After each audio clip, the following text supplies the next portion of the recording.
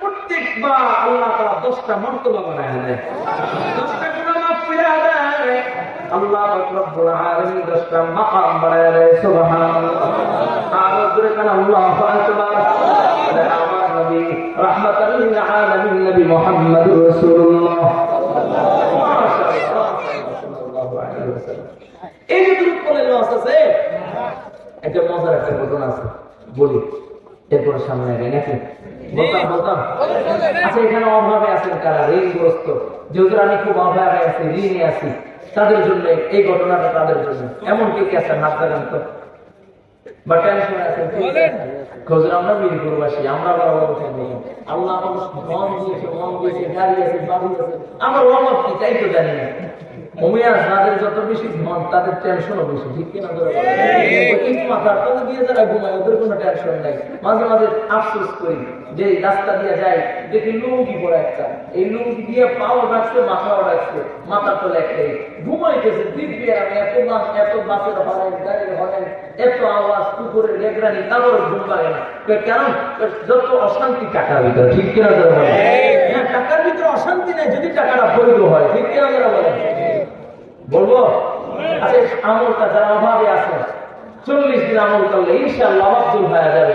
নিতে চান কে কে? আল্লাহু আকবার।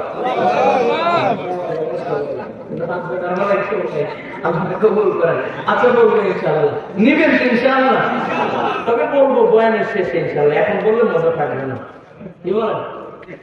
কি বলেন? শেষে বলবো ইনশাআল্লাহ। হ্যাঁ, নিয়ে যাবেন তো?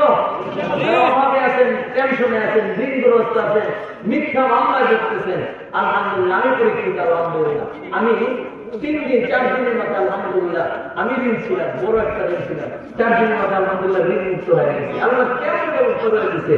আল্লাহু আকবার।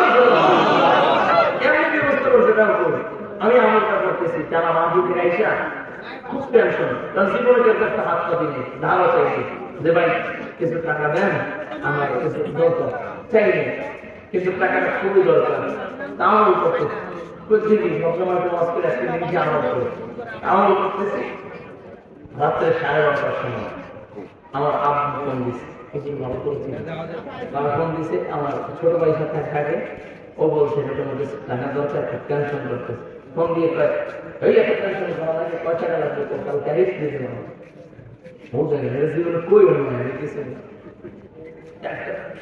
মাধ্যম তো হয়, তো দেওয়ার মালিক কে? না দেওয়ার মালিক কে? এই আমল আজকে দিয়ে যাবে। যারা নিতে চান ইনশাআল্লাহ ধৈর্য সহকারে বসবেন, অল্প সময় ভিতরে 10 মিনিটটা শেষ করে দেবেন ইনশাআল্লাহ। আল্লাহ কবুল করেন।